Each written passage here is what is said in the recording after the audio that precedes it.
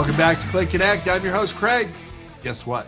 We got another industry leader for you today. But before we go there, I would like to thank our good friends at Red Roof Franchising for bringing you today's show. They've been our production partner from the beginning. It's a great alternative brand for you. You know, you want to reposition a hotel. They've got a beautiful extended stay product. They've got a new dual branded prototype. They've got their economy brands that they're known for, and they've got a soft brand. Give Matt Hostetler a call and let him know that producer Danny and I sent you. They'd love to hear from you. Thank you. We've got a first-time guest, but he works with the same company as a previous guest, Mr. Daniel Lesser. And we have got Peter Kressaty, Chief Commercial Officer responsible for strategy and development at LW Hospitality Advisors. And he is also known for taking the ass out of asset management. So, Peter, welcome to the show. How are you? I'm great, Craig. Thanks again for inviting me.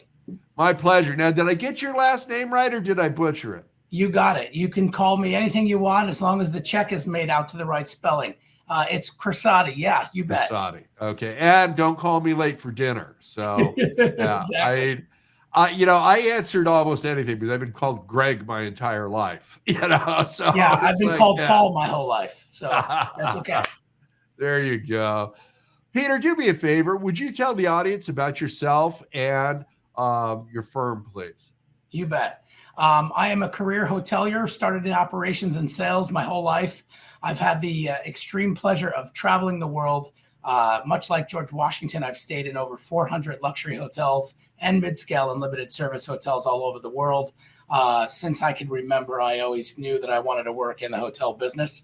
And I've been very fortunate enough to have experienced all sides. This is my final frontier at LWHA on the finance and real estate side, and had the pleasure of working for large companies, small companies, working in sales, operations, development, design, construction, and now hospitality real estate advisory, LW Hospitality Advisors.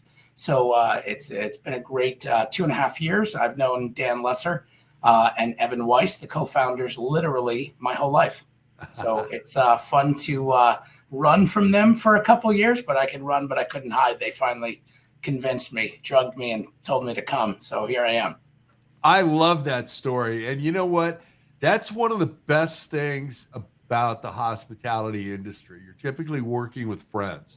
You know, you have a habit of being over at each other's houses, going on vacations together, conferences together, and it just goes on and on. And, I've always said the hospitality sector is the best part of commercial real estate. We attract the brightest and the best. We just haven't done a real good job of recruiting into our hotel operations side for a few years, but I think we're turning the corner on that. So LWHA is hospitality centric, hotels, water parks, location-based entertainment, conference centers, and casinos. That is a plethora of different asset classes. Now, I got to figure you've done some work with Great Wolf, because everybody kind of looked at them and went, yeah, that's nice and regional. It's cute, but that's about it. And, we've got one here in Anaheim in California. There's been a huge expansion.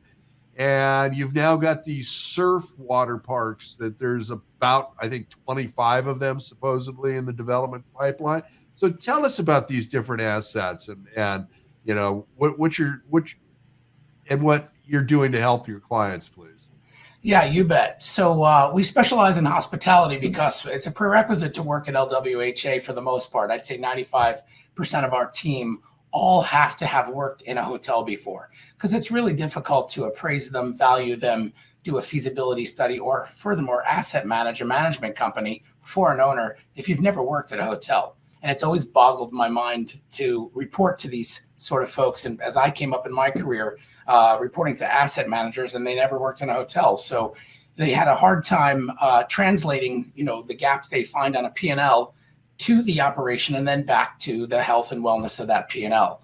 So it's been really important for us to specialize only in hospitality because it's not complicated. It's just the most complex asset class of all asset classes.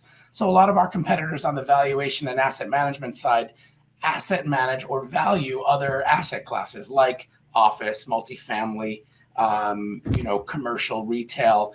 And we don't do that, not because we don't like it, but because we don't have that experience. Anyone can buy the data, but we also don't believe in that either.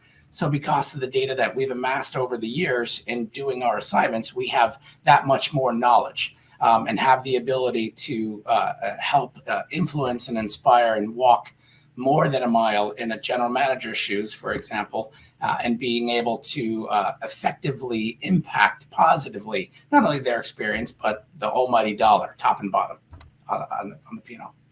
I love that. And I think you're absolutely right. I mean, the better asset managers in hospitality certainly just focus on hospitality. They're not playing in all the other food groups and mastering none of them. Frankly, I wouldn't want to do retail. Okay. I think that's been a disaster for decades. It bails itself out around the holidays and then screams the rest of the year when they're all, threatening to go bankrupt.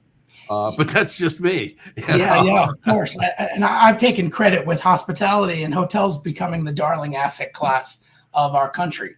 And I'm kidding around about saying taking credit, because 15 years ago, hotels in the world of real estate and finance weren't even considered an asset class. And now we're the darling asset class because you could, for example, change rates by the nanosecond with all the technologically advanced revenue management systems that you could yield. So I kid around and take credit, but I finally came to this side, and here we are. I'm glad somebody's taking credit, because I was always wondering. I mean, when I worked for a publicly held company and I created a hotel practice for them, everybody else couldn't get it. They didn't understand it. They were always looking at retail and office and multifamily and light industrial, and it's just like, no.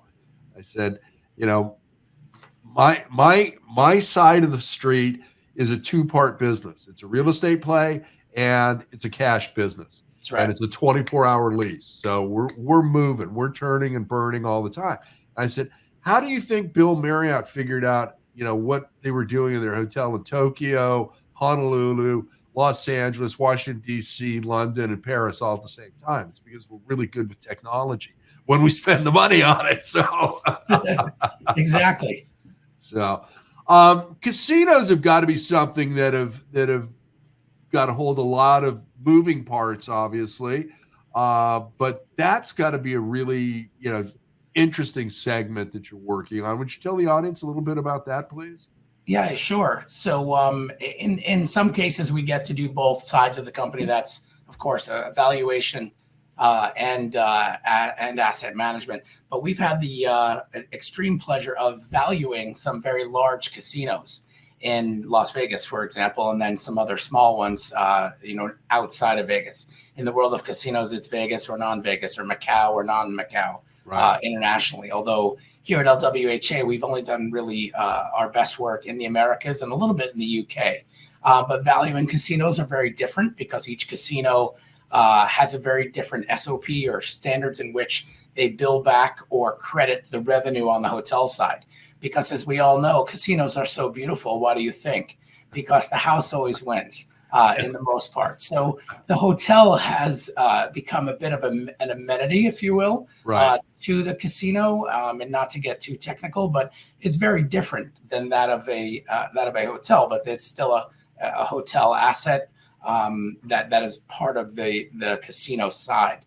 But the casino is where the real revenue is. But what's nuanced and quite different and so unique and so fascinating about our industry is that all those comps aren't really comps. So when you are a high roller and you're winning or losing and they want to keep you in-house and they comp it, the hotel doesn't lose. The casino's billing back or charging or paying the hotel P&L, if you will. But what's quite interesting in our experience is that each company does it differently.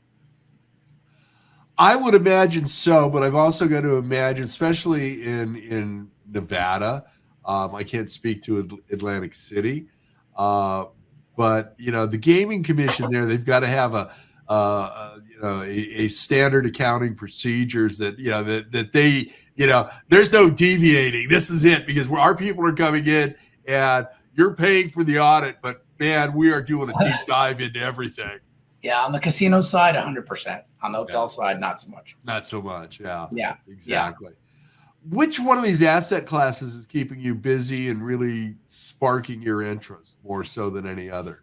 Yeah, you bet. Of late, because of the team that we've amassed on the asset management side, we by design have integrated our existing team, which typically has done and historically has done mid-scale and limited service with luxury operators. So again, going back to that prerequisite, we're one of the few companies that have an asset management team and a valuation team. We're really hoteliers that happen to move into finance and happen to value hotels. We don't like to refer to ourselves as appraisers because it's usually just folks that just look at the financials. But to answer your question more specifically, we've really grown the luxury side because we also noticed from our own experiences individually and collectively that our competitors on the third-party asset management side, and I guess we've taken the asset of asset management, don't have the knowledge and experience in the luxury segment. So we've kind of have like a little bit of a corner on that market. So we've enjoyed being a little bit more of a front runner on that area because it's not necessarily all about cutting in the luxury world. It's about making sure that the expense is flowing in line with the top line and of course the bottom line. And when you have a full service luxury asset, you can't just come in and karate chop expenses because then it will screw up service, which will then translate to average rate, repeat ratio, and the 1%ers. Yeah, and you want that repeat ratio. You want that person coming back, if not multiple times in the same year, it's certainly year after year as their family grows and enjoys the hotel, or I should say the resort. Now, I love it that you guys are, a very highly regarded third-party asset management company and that you do take the ass out of asset management. So would you speak to the audience, please, about your asset management side? You bet. So aligning with ownership and with the management company they or we have influenced them or directed them or consulted them to hire, we feel that there should be perfect alignment between the three. The ownership, of course, but then, of course, the management company and the asset management company. We don't think that we should be a blunt force object.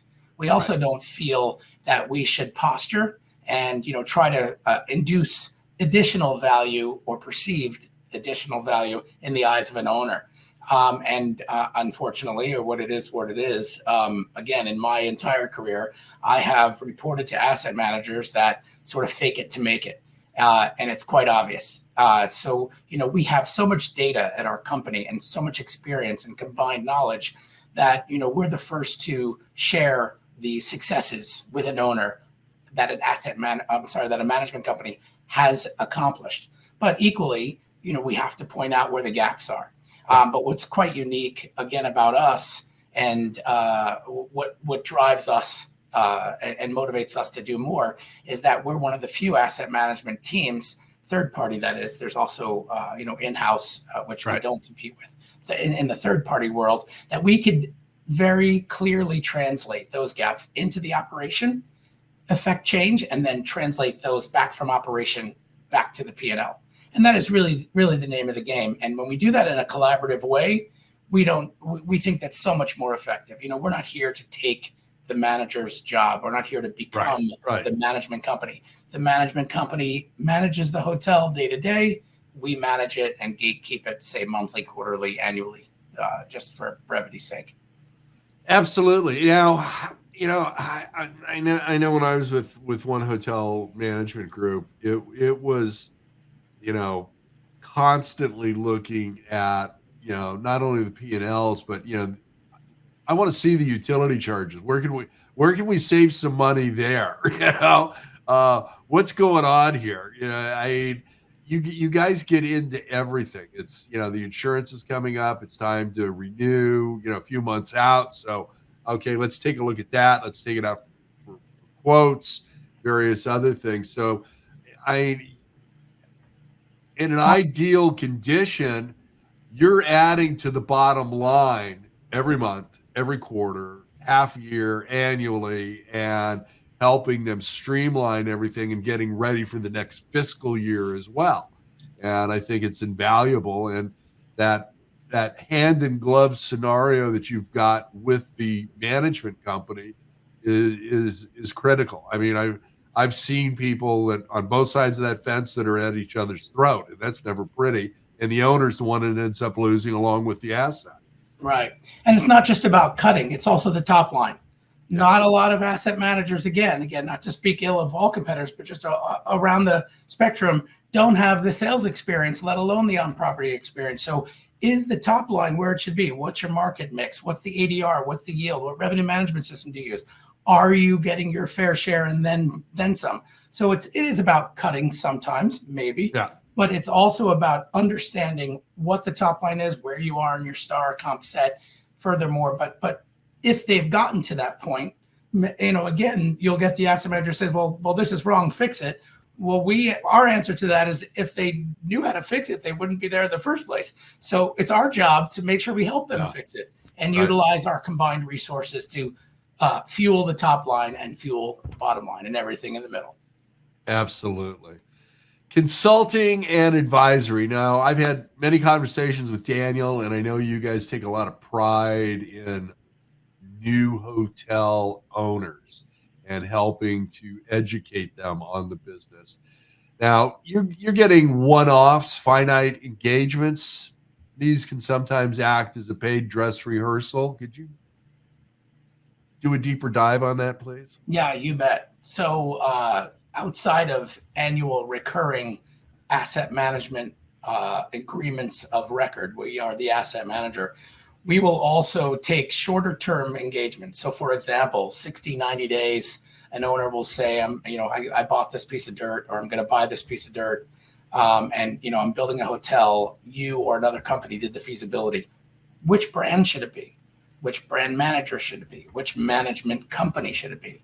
So we'll run a thorough process to find a brand and or brand manager, or just a management company, to run that hotel, to brand it, and to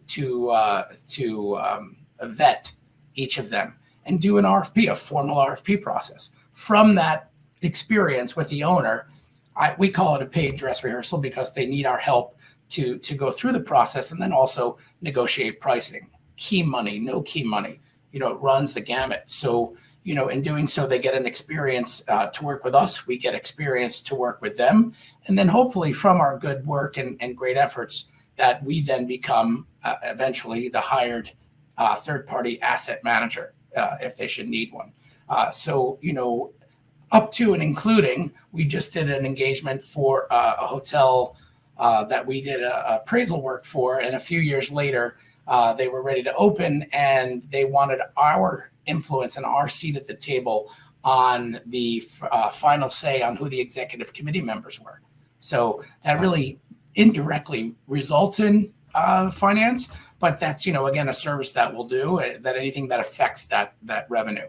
So those are a few examples that are the one-offs, or we'll just do straight up underwriting for a client on a monthly basis, with performance because they don't have an in-house team, or perhaps, a company might have a large real estate portfolio with, 2 resorts or 3 hotels where it doesn't justify to have a hotelier in there. So that's what we call the one-offs or consulting and advisory. There really isn't anything we wouldn't do that isn't, of course, legal. But, we kid around and call it the asset management group, but it's also an acronym that anything for money is good. I love that. But of course, I hope you got that trademark, because Glenn Hausman and I are going to put that on a T-shirt. I've registered. I've applied for that trademark, as well as we've taken the asset of asset management. I love that. What's the ultimate?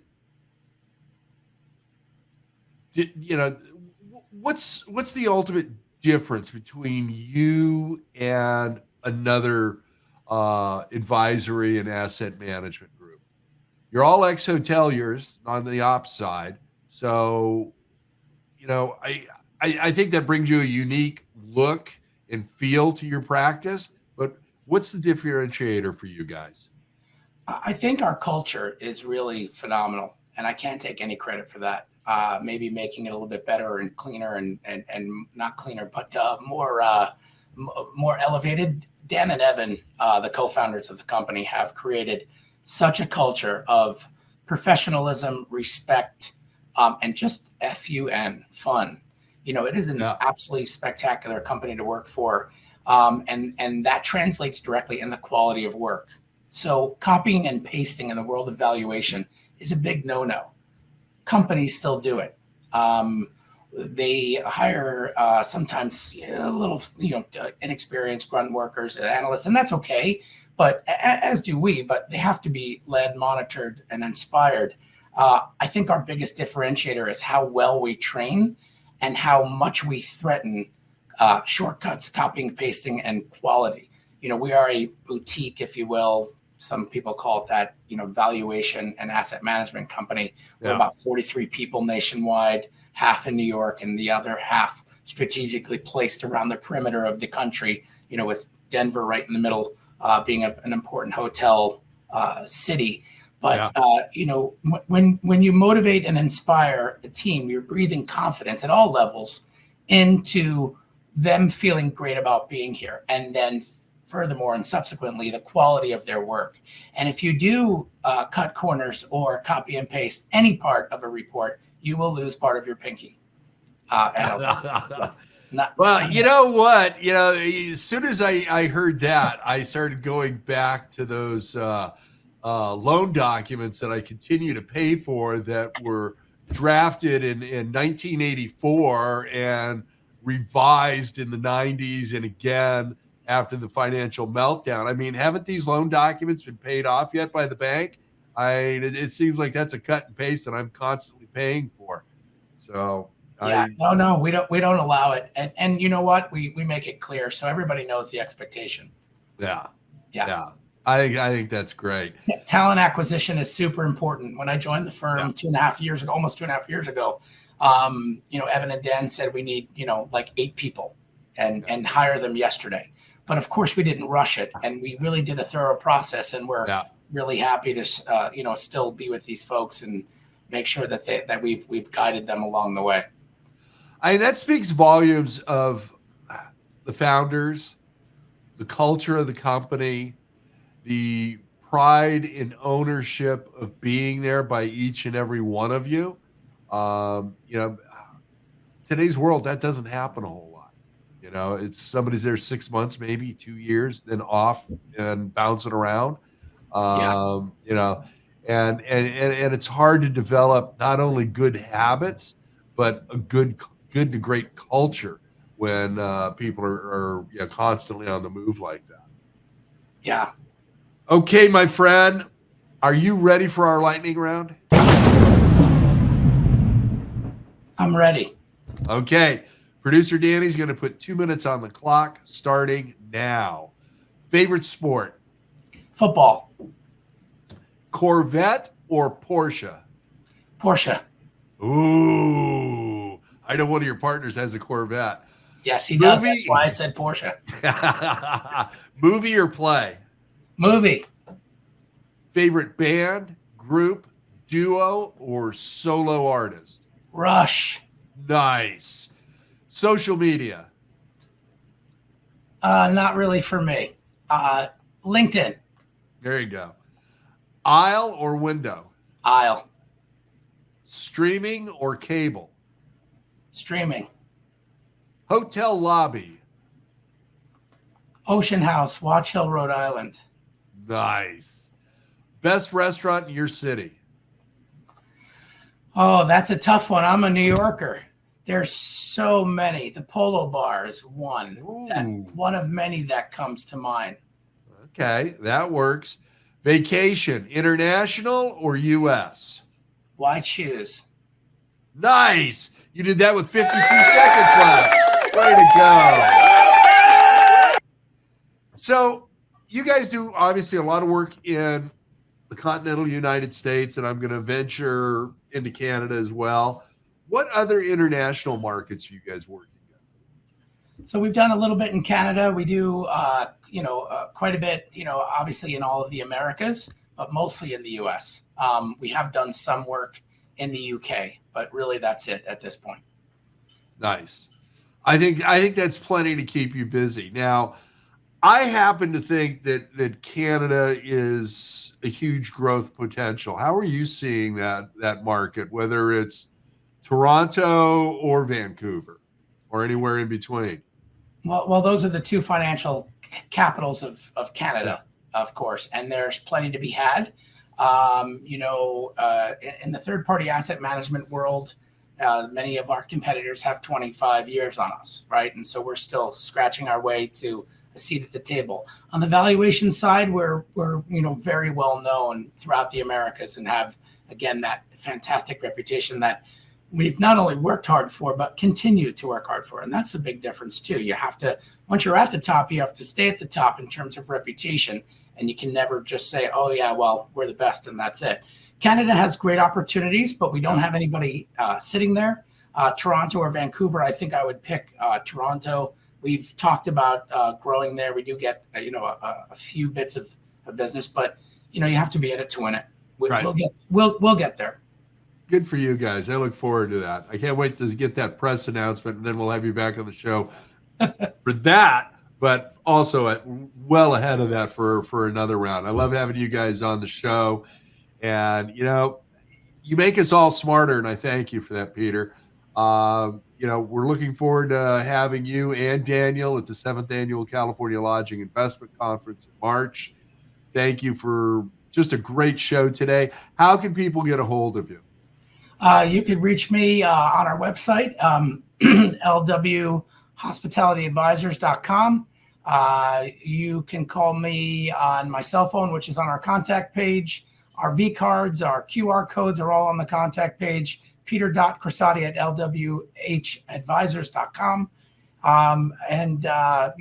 We're right in the heart of Times Square, 41st and 7th.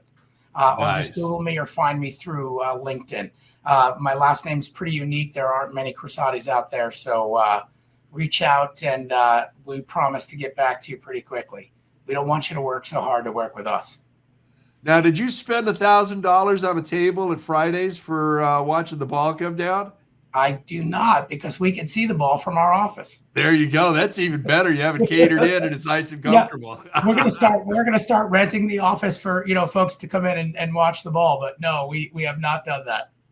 It's funny. One of my good friends and lenders that I've worked with for about 27 years now, their office is also got a deck up on the 3rd floor, and they're overlooking the Rose Parade. So they always do a big thing and bring in clients, and they take over. They've got an underground parking structure. They have everybody come up a back way and go down into the parking structure. Wow. And you're there all day. And I got to tell you, it's probably the best event they put on all year. Yeah, we're not that rich, Craig. and it ain't Pasadena. I don't know if that's a little rich for our blood, but we'll get there one day. There you go. Peter, thank you. It's been a pleasure. I look forward to having you back on the show soon, and looking forward to seeing you and Daniel at CLIC 7 on March 6th and 7th. Thank you. As do we. Thanks. Great. Take care. You bet. Thank you, our audience, for joining us today. What a great show. I love having Peter and Daniel from LW Hospitality Advisors on. It's a great company. Give them a call. Let them know you saw them on Click Connect too, would you please? And I'd like to thank our good friends at Red Roof Franchising for bringing this show to you and making it possible, being our production partner from the beginning. Matt Hostetler would love to hear from you. They're a great alternative brand. They've got a soft brand. They've got an extended stay. They've got a dual branded prototype. And they've also got their economy brands that they're so well known for. So give Matt a call. Let him know that producer Danny and I sent you. They'd love to hear from you. I would also like to invite you. We still have some seats left for the 7th Annual California Lodging Investment Conference on March 6th and 7th at the West and South Coast Plaza Hotel. You can join us by registering at cliconference.com. So we hope to see you then. Meet Peter there, meet Daniel there, meet producer Danny there. She's there. Okay, join us. We've got lenders, we've got brands, we've got management companies, we've got asset management companies, we've got third-party professionals. We've got everybody you need there for a deal. So come join us, and we're focused exclusively on the California hotel market. Bruce Ford will bring us up to date on the pipeline in California as well. Jason Reederer from AHLA will be telling us about legislative matters that we need to know about as well. So join us. Thank you. As I'm fond of saying, be kind, share your knowledge. Now go be amazing. Thank you.